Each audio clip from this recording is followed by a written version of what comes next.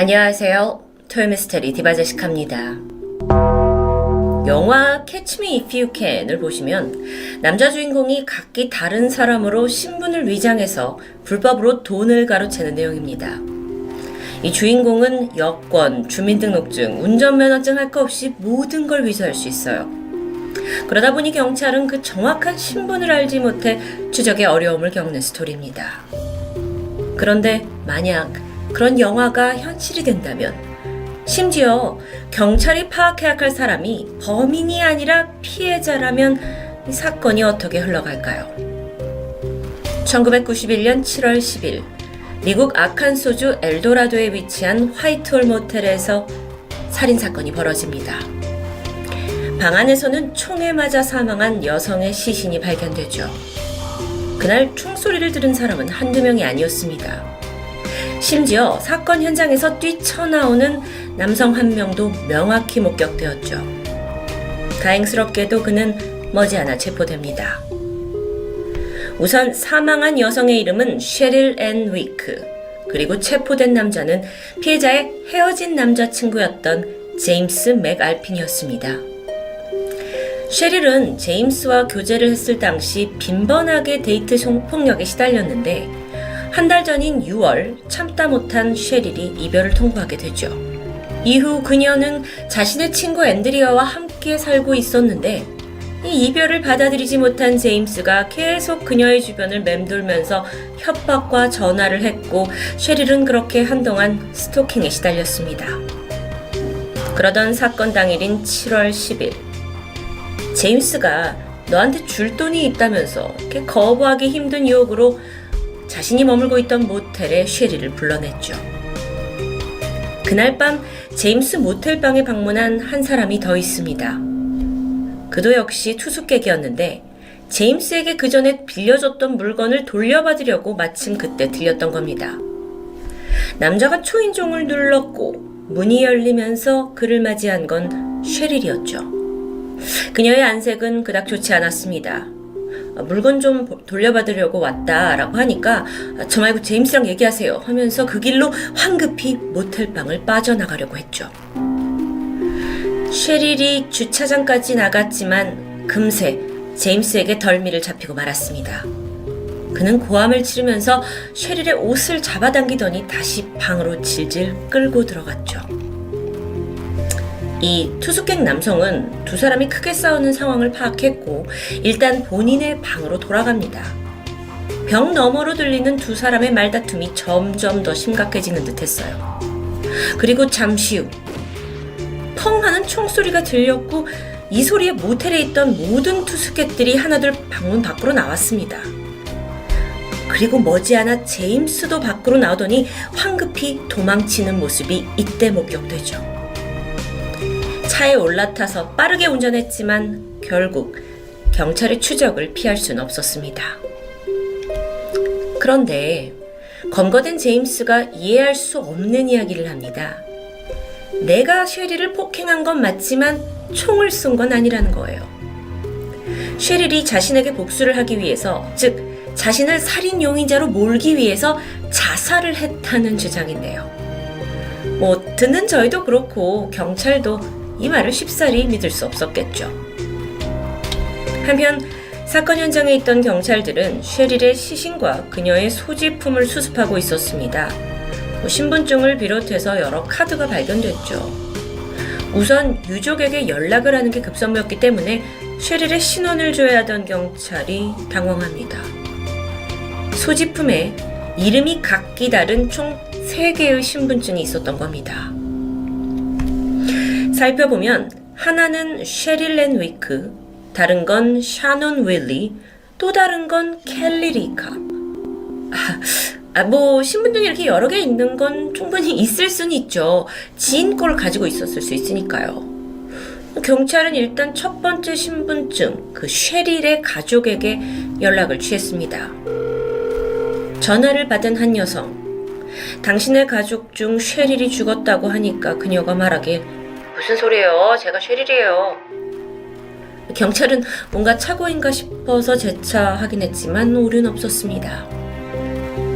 조사해보니 진짜 쉐릴은 죽은 여성에 대해 본 적도 없고 전혀 아는 사이가 아니었는데요. 다만 과거에 운전면허증과 주민등록증을 한꺼번에 잃어버린 적이 있다고 말합니다. 자, 그럼 추정컨대 사망한 여성은 우연히 혹은 의도적으로 쉐릴의 신분증을 획득했고 거기에 자신의 사진을 붙여서 그녀 행세를 하면서 살아왔던 겁니다. 그렇다면 전 남자친구인 제임스도 이 부분을 알고 있었을까요? 여기서 아주 핵 답답한 부분이 있는데 이 제임스가 쉐릴의 신원에 대한 질문에는 묵비권 행사를 해버리는 겁니다. 그래서 그가 내놓은 이야기라곤 이 쉐릴이, 그러니까 가짜 쉐릴이 플로리다 출신이고 나는 그녀의 어머니와 여동생을 직접 만난 적이 있다라는 것뿐이었죠. 그 외 질문에는 아무런 답도 하지 않았습니다. 그래서 경찰 기록을 살펴보니 가짜 쉐릴은 이 이름으로 꽤나 여러 번 체포를 당한 적이 있었습니다. 1년 전이었던 12월에 텍사스 댈러스란 도시에서 매춘 혐의로 체포, 바로 한 달 후인 1월에도 비슷한 혐의로 체포, 그리고 다시 몇 주 후에 텍사스 한 모텔에서 공공음란죄로 체포되었고요. 마지막인 2달 전에 아예 이땐 혐의가 달라지긴 하는데 부도수표를 발행한 혐의였죠. 이때 사용한 이름 모두 쉐릴 앤 위크였습니다. 제임스는 그녀가 댈러스에서 스트리퍼 일을 할 당시 만난 것으로 추정되죠. 여기까지 파악한 경찰은 다음으로 쉐릴과 친분이 있던 사람들로부터 제보를 받았습니다. 우선 그녀와 함께 살고 있었다던 친구 안드리아. 그녀에 따르면 쉐릴은 본인이 한때 스트리퍼였고 또 2명의 아이가 있는 미혼모라고 소개했습니다.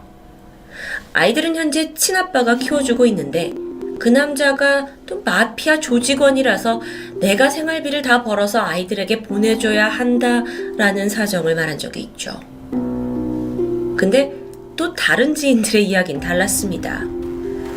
이 가짜 쉐릴이 자신이 사실 동부에서 벌어진 한 은행 강도 사건에 연루돼서 추적당하고 있다는 스토리. 이게 다가 아닙니다. 평소 알고 지내던 한 자원봉사자에게는 자신이 댈러스에 있는 노숙자 쉼터에서 살았다는 이야기를 했어요. 그리고 사실 아이 한 명이 있는데 이 쉼터에 있는 동안 누군가 아이를 데려가 버렸고 자신은 가짜 신분을 쓰고 있었기 때문에 아이를 찾을 수 없었다고 말했죠. 이 부분을 경찰이 추적했지만 해당 쉼터 기록이 파기가 돼버린 상태여서 사실 확인은 힘들었습니다. 자, 도대체 어떤 스토리가 진짜일까요? 주변인들은 이 가짜 쉐릴이 평소에 웬만해서 먼저 말을 걸지 않을 만큼 내성적인 성격이었다고 말합니다. 혹시 자신의 가짜 신분이 들킬까봐 일부러 말을 아꼈던 건 아닐까요? 다시 제임스로 돌아와서 그는 살해 혐의를 받고 있는 와중에도 당당했습니다. 경찰이 나를 위해 뭔가 해주지 않으면 나는 아무런 정보도 주지 않을 거다 라면서 비협조적인 태도를 보인 겁니다. 이런 거래 시도는 결국 실패로 돌아갔고 그는 재판에서 2급 살인 혐의 유죄를 선고받고 15년 징역살이를 시작합니다. 그렇게 엘도라도에서 벌어진 모텔 살인 사건은 이 피해자의 신분이 미궁으로 빠진 채 어쨌든 마무리됩니다. 근데 어딘가 찜찜하죠.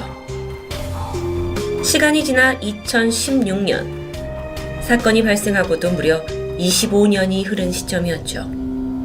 사실상 이젠 그 누구도 이 사건에 관심을 두지 않던 때입니다. 그 당시에 이미 15년간의 수감을 다 마치고도 폭력 혐의로 재수감 중이던 제임스가 한 언론사에 새로운 거래를 제안합니다. 하나로 4천만 원 정도를 주면 자기가 알고 있는 모든 정보를 털어놓겠다는 거예요. 그러면서 자신이 사실 그녀의 진짜 신분을 알고 있다. 그거에 대한 증거 몇 가지를 흘리게 되는데요. 먼저 사망한 그녀는 16살의 또 다른 가명 헬렌 스테너를 사용하고 있었습니다.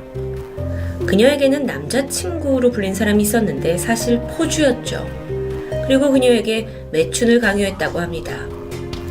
그렇게 잘못된 길로 들어선 헬렌은 성인이 되어서도 매춘을 이어나갔는데, 그러던 중 당시 미국에서 포주가 매춘부들을 멕시코로 팔아넘기는 일이 빈번히 벌어지고 있었습니다. 덜컥 겁이 난 헬렌은 포주에게서 도망쳐야겠다고 생각했고, 그때 이후 이리저리 떠돌이 생활을 하게 됐다는 제임스의 주장. 근데 이걸 우리가 그대로 믿을 수 있을까요? 경찰은 제임스의 지난 행적을 토대로 그의 말엔 신뢰도가 없다고 판단했고 주장을 묵살했습니다. 그렇게 사건 발생 30년이 흐른 지금까지 그녀의 정체는 미궁에 빠져 있죠. 그런데 그나마 진전은 있습니다. 바로 DNA 추적이었는데요. 90년대 초반에는 물론 기술이 부족했지만 이젠 사실 유전자 정보로 신원을 파악하는 건 어렵지 않은 일이 되었고, 하다못해 어릴 때 헤어진 가족을 찾는 경우도 빈번합니다. 여담이지만 미국에서는 아예 셀프 키트가 있어서 자신의 유전자 샘플을 보내면 그걸 분석해서 미 전역에 흩어져 있는 나의 친척들을 찾아주는 사이트도 성행하고 있을 정도죠. 지난 2019년 모두가 잊고 있던 가짜 쉐릴의 살인사건을 담당한 수사관이 오랫동안 보관되어 있던 그녀의 유전자를 GD 매치라는 회사에 의뢰합니다. 이 회사가 앞서 얘기했던 DNA로 이 친인척을 찾아주는 그런 회사였는데요. 결과는 미국 엘라바마에 거주하던 한 여성이 쉐릴과 유전자 일부가 일치한다는 결과가 나왔습니다. 그녀의 이름은 크리스티나 틸포드. 정보상으로는 두 사람이 약 6촌 정도 되는 관계로 보이는데요. 경찰은 뭔가 단서를 찾아내기 위해 크리스티나를 찾아갔고 쉐릴의 사진을 보여줬지만 안타깝게도 크리스티나는 그녀를 전혀 알아보지 못했죠. 하지만 어딘가 우리 가족들과 좀 닮은 구석이 있는 것 같다라는 모호한 말을 남겼습니다. 사실 이 DNA로 친인척 가족들을 찾는 건 한 가지 맹점이 있다고 합니다. 그 가족들이 자신들의 DNA를 이 기업 사이트에 등록을 해야만 확인할 수 있다는 점이었죠. 그나마 크리스티나는 1년 전쯤에 호기심에 자신의 유전자 샘플을 보냈고 그 결과 이제 죽은 피해 여성과 매칭이 되었던 것이에요.